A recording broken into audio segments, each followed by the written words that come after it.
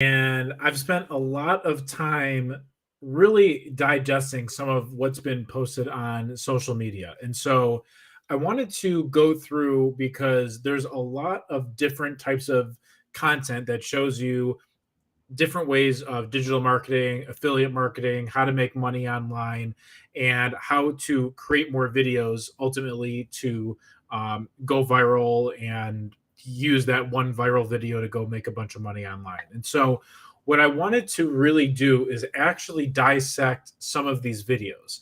And I wanted to get some people's general feedback, get comments, questions, thoughts of what I'm actually doing because what I did is I pulled Instagram Reels to start out with. And I want to actually just kind of break down and give some practical advice because not all of it is wrong, right? I mean, some of it is definitely right and wrong. Some of it can be a little bit misleading, but there's obviously a lot of people who are growing big social media followings by saying, if you do these three individual steps, this is how you're going to go make a bunch of money online. They go viral and then they sell you their $7 course or whatever it might be to actually do that, right? And so a couple things that I wanted to do is actually just break it down, go through it, and of course, just highlight some of these actual videos. And I went through and I actually saved, I don't know, maybe 30 or 40 of them. Based on what people are thinking or saying, I might do them.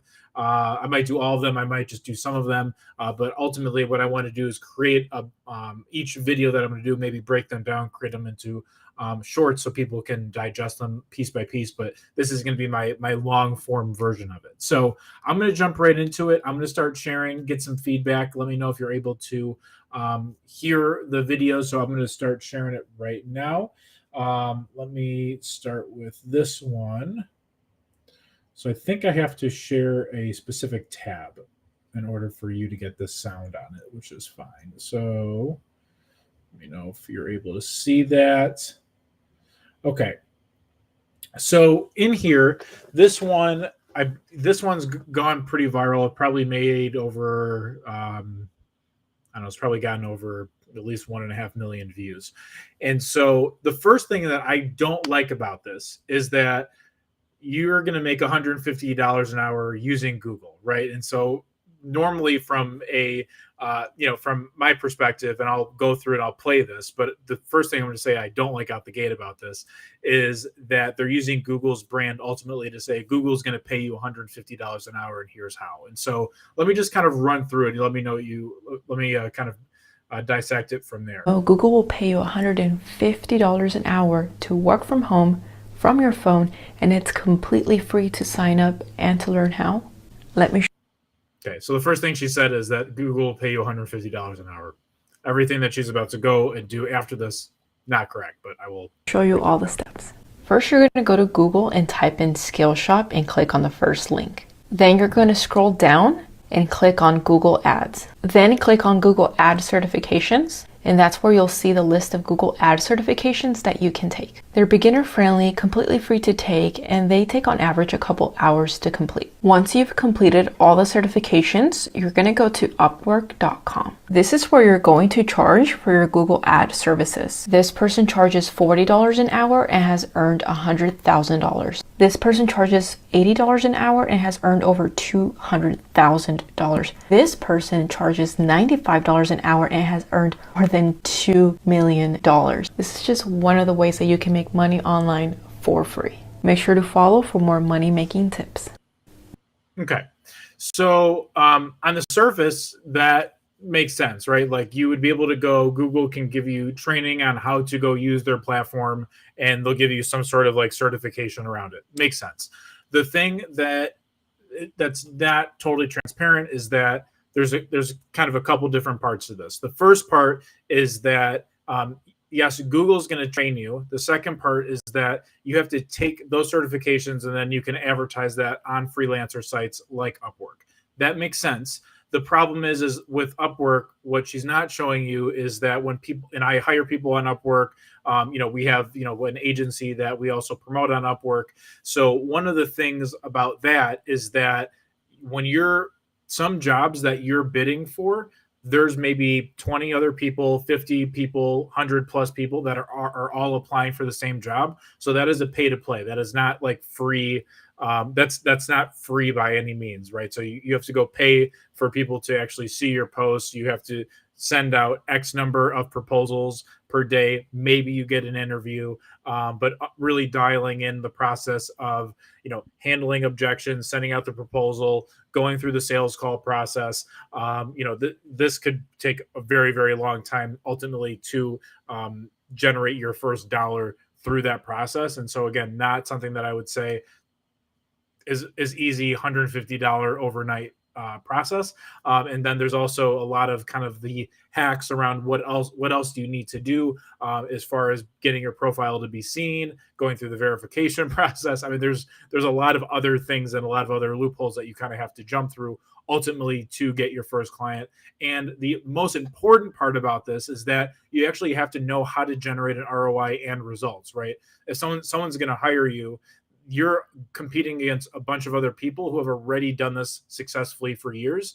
So for you to say, yeah, I have a certification, Google gave me a certification, and I'm going to go manage 10,000 or 5,000 or $1,000 a month in ads, and you're going to get a positive return, they're going to ask, well, okay, how many times have you done this before? Show me some other case studies. Show me some other successes. Have you worked with companies within my industry and my niche? So again, not as transparent, not as simple. You have to actually build that muscle, build the skill. And if you continue to provide results, then that's something where you can say, okay, I produced results. I've got the case studies. Now you can go do it. But you've got to kind of start a lot smaller. Going from zero to charging $150 an hour, very unlikely. So that's the first one I'm going to, I hopefully debunked and answered your questions around that. So the following ones, let me unshare here. See if my process around kind of dialing this in. So I have to go to more of the saved. Here we go. So the saved ones, and then I have to work backwards from there. Got it.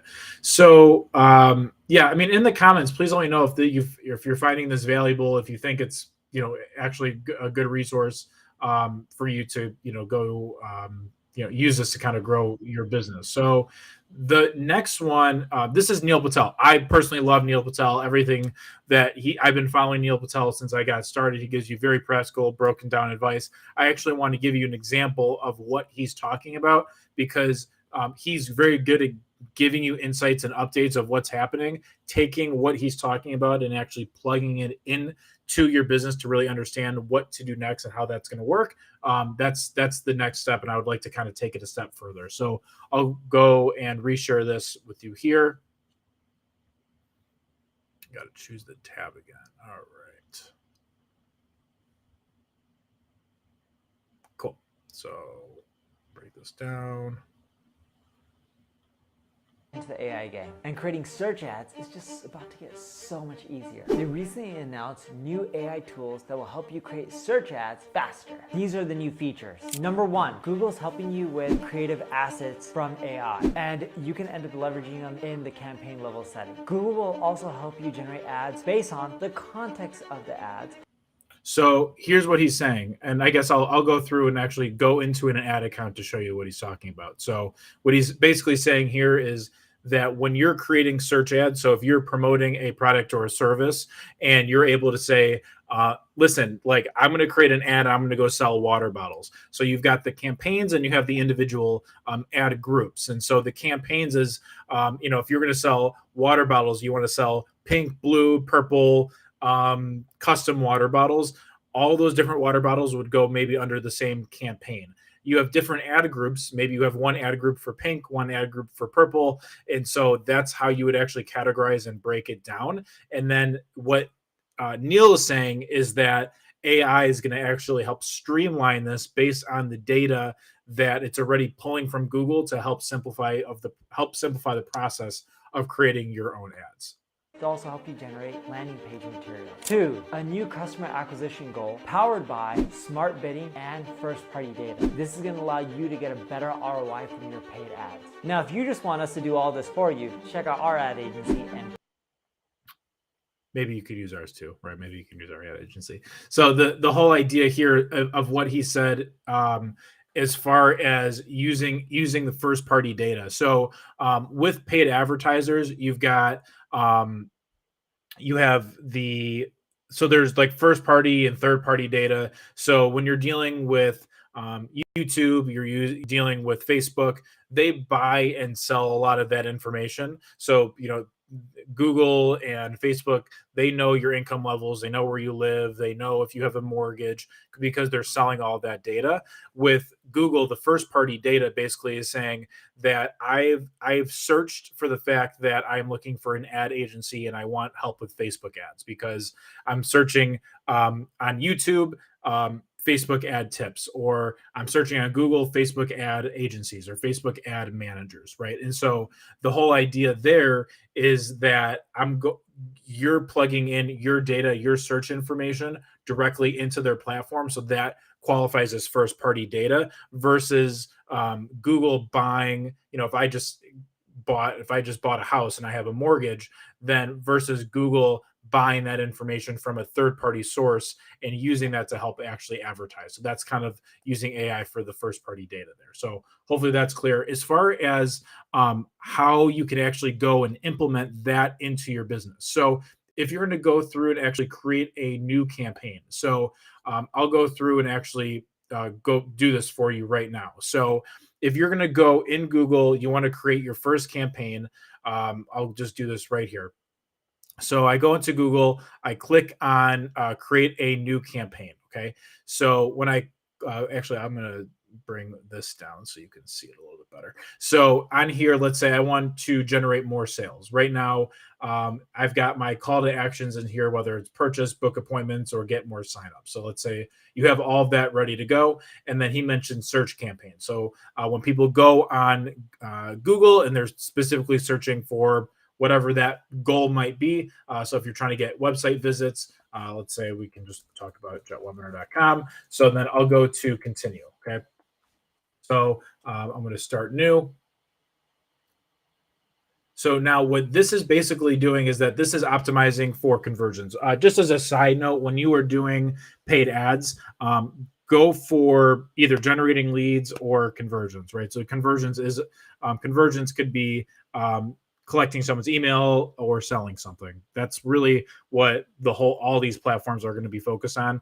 And that's how AI is really optimizing it, is just getting as many of those conversions as humanly possible. So on here, I typically like to do US and Canada, English based.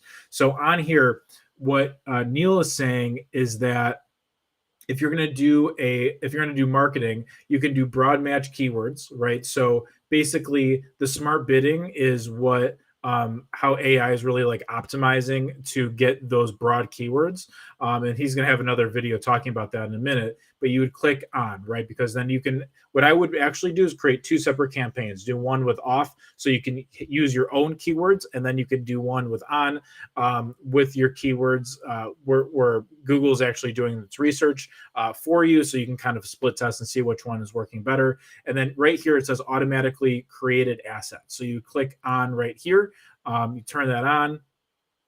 And then from there, I think if you just do add more settings, that's pretty much everything there. So now once I do that, this automatically did all the research on my company, Jet Webinar, and soon going to be rebranded. I'll talk to you about that. It's going to be called Jet Logic for webinar, meeting, and actually marketing solutions to help promote your businesses online as far as generating more leads and more sales. And so what it did here is it automatically took the keywords after reviewing Jet Webinar, and it created all its own keywords. So I didn't have to do any of that research. Then what it did is it took it a step further, and it actually created its own ads. So it created its own headlines. It created its own sub headlines. Soon it's going to be able to take its own images. And so it actually did all of that work for me out the gate already, which is obviously, an amazing feature to have, because that's going to simplify the process. It'll allow you to work a lot more quickly. The thing that is not like amazing about it is that it's not fully optimized, right? So if I were to go back here, it's not going to actually show you, it's saying the ad strength is poor, right? So you need more headlines, you need more popular keywords. So obviously, it's in the very beginning learning phases of all this, but a great tool, a great resource to have on that side. So I will start out with another one.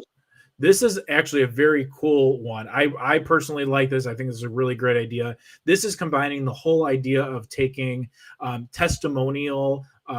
It's kind of combining like testimonial videos and paid advertising together without connecting the testimonials directly to your brand. And so I think this is definitely a really interesting approach. So I will go here, reshare this.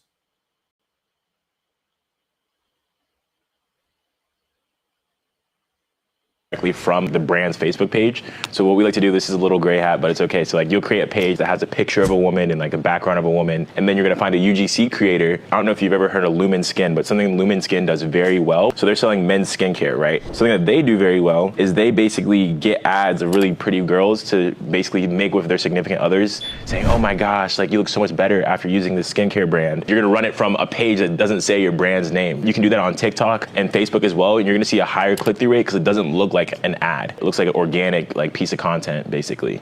I think that's pretty cool. I don't know how long they're gonna allow you to do that for, but the whole idea is saying like I'm taking a bunch of social proof, I'm taking a bunch of case studies, I'm taking a bunch of testimonials, and you're gonna have a bunch of other people talk about your business without that business being without that advertisement or video being marketed under your company brand. So you have maybe like a sub segment of 8 brands or 10 brands that are all redirecting to the main product, the main business, the main website. I think that's a very cool kind of social hack, I guess you can call it, ultimately to help get more exposure that way.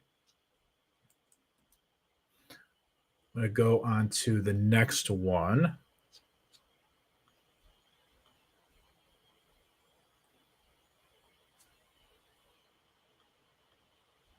All right. The big mistake that these companies make is they all spend a lot on paid ads. They don't have upsells, downsells, multiple products to sell people. They don't optimize for conversions, the copy, the sequences. And when you do that, when you generate much more revenue from each click or each dollar spent, you can now start spending more dollars and scale up faster. The big mistake that these companies Yeah, so I couldn't agree more with this, right? So the whole idea is that if you're creating if you have like a marketing campaign, right?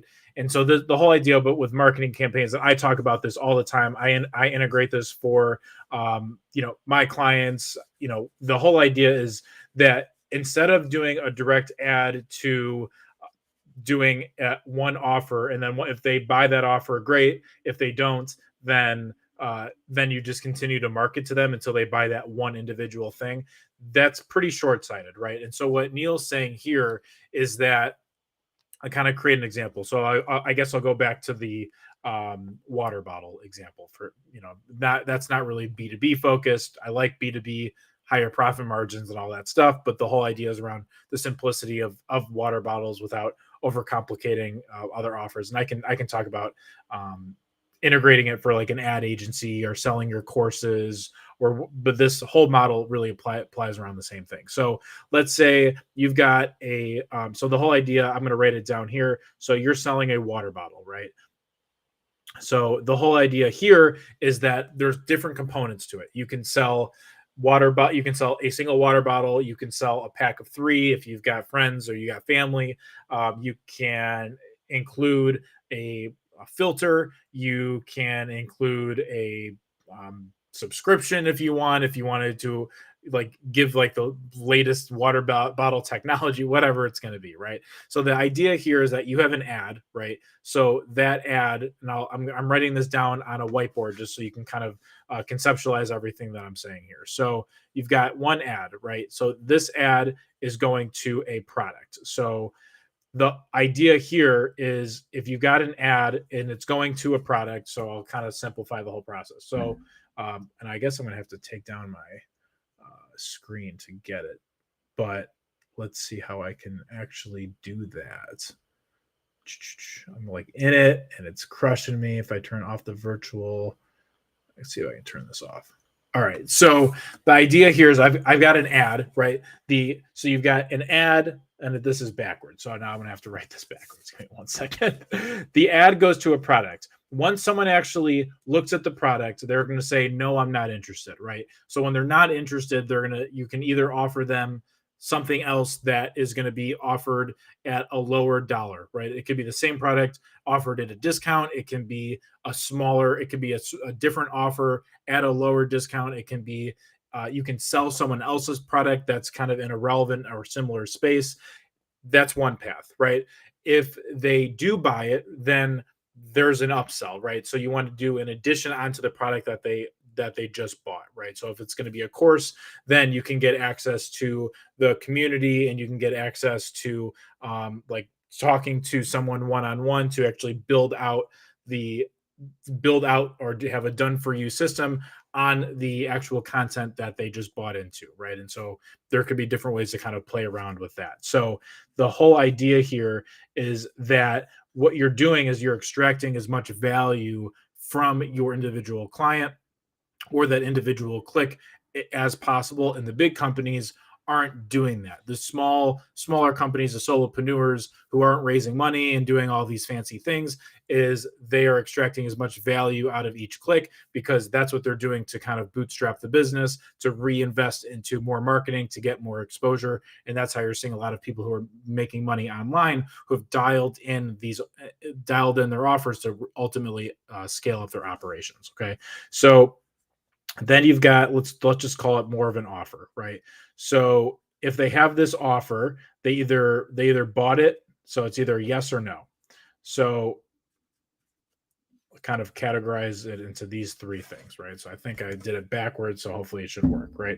So you've got the ad that goes to the offer. They either bought it or they didn't buy it, right? So if they did buy it, then you're going to offer them something more, right? This is a way to offer them kind of more money, offer them a product that's worth more. If they didn't, then you're going to also sell something else that's a lower dollar amount, right? So without getting too complicated about it, there's the ad that goes to the offer. They bought it. Yes. If they did buy it, then you're going to offer them something that's more money, right? Or that's an add-on or a lower ticket product that helps supplement this offer. If they didn't buy it, right, that's kind of what Neil's saying, is that you would offer something that's a lower dollar amount than what they originally offered. So if it was something that's $47, maybe it'll be half off, or it'd be $19. So there's a couple of different ways to definitely position what you're doing from that perspective. Definitely love the value drops that Neil gives. He gives very practical advice, and he's got great technologies that also help supplement what he's talking about.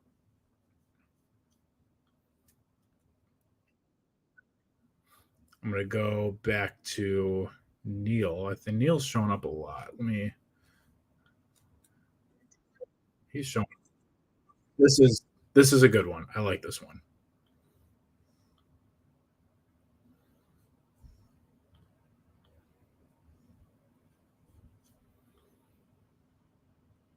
Many people better than you, honestly, is Facebook ads. How did you get so good with those? Because your return on ad spend is the highest I've ever seen. Yeah, the average ROAS usually people get is like 2.8. I get like 7.9. The way I launch ads versus agencies try to bundle up as many ads in like 3-4 campaigns. At Tune in Tokyo's account, I have over 100 active campaigns, and they all have like 10 to 20 different ad sets in each campaign, but every budget is $20 to $30. We don't really spend more than $100 per campaign unless it's like absolutely crushing, but that's my secret sauce. One thing. So he said a lot of different things between campaigns and ad groups. So it's very similar to like Google, how Google structures what they're doing. So you've got campaigns and then you've got ad groups. Facebook calls it campaigns and ad sets. So the whole idea is, and I can kind of show an example here where, let me see if this will show up for you. This will not show up. So share this tab instead. Actually, here, I can kind of show you an example here. So everything that you're seeing here, these are individual ad sets. You see, it's probably a little bit blurry for you because the screen's a little bit small, but here it says ad set name. Okay. If I go to the top, this says campaign name. So what you have here is you've got different ads, and these different ads have a bunch of different ad sets. So what he's saying is that I don't bundle, four different ads, or 5 different or 10 different ads or 20 different ads or whatever it might be into an ad set, because basically what AI is doing, it's kind of convoluting all of that data into one spot. It's spending a lot more money. You're not getting any results, and so you're not able to kind of work with it. So what he's saying is he's got one campaign. So call this like the one webinar campaign, for example. This one webinar campaign will have a bunch of different ad sets. And so these ad sets can all actually be, it could be the same offer, but it's going to have different images. It's going to have a different audience. It could maybe, I'd like to keep as many things consistent as possible. Say you've got, the same, let's say you've got the same creative and you've got the same copy. So the same creative is the same image and the same video, and the same copy is the content that's supporting that each individual ad. But the only difference is that you're testing multiple different audiences. So maybe if you're going for a Facebook group, or if you're going to go for people who have a specific interest, or whatever that's going to be. So you test all of those things, but you keep you have one thing that's a change in one variable that's a change, and then everything else stays consistent. So you spend 10 to 20 per ad set, he's saying, instead of bundling everything into, instead of bundling all these different ads into one different ad set, because there's a layer beyond this. And so, you can see here we've got, anywhere from, $1.37 to $2.50 to help generate a lead. But the idea is, what he's saying is that this is his kind of secret sauce. If you know what you're doing, it should be pretty straightforward as far as that. But that's kind of what he's talking about as far as not bundling everything together, convoluting the data, Facebook spending all of your money. This is just, you have one campaign, you're testing one or two variables across a bunch of different ad sets. You figure out what's working. Once you figure out what's working, then you turn the rough if they're not working, and then you scale up the thing that is working. And then you kind of rinse and repeat when it comes to your online marketing campaigns. And so definitely have different ways to kind of think about that as far as how you're structuring your ads. When you're growing your audience, you're trying to grow your email list, you're trying to sell a product, you're trying to sell your service, you're trying to get more B2B offers and try to get more people on the phone. So a lot of different ways as far as structuring it and kind of giving yourself more exposure online. So that is, I'm going to conclude it now. Would love to get your feedback, see if there's if this adds value to what you're doing, how you're thinking about your marketing, how you're scaling up. Definitely calling out some people when it comes to, the simple way to make money online versus giving the actual reality from someone who's done this, lots of times on repeat over the last 7 going on 8 years now. So leave your comments, in the comment section. Send me a direct message. Let me know what you thought. But would love to get your feedback, and hopefully I can support you and help you grow your business. Well, thanks so much. Have a great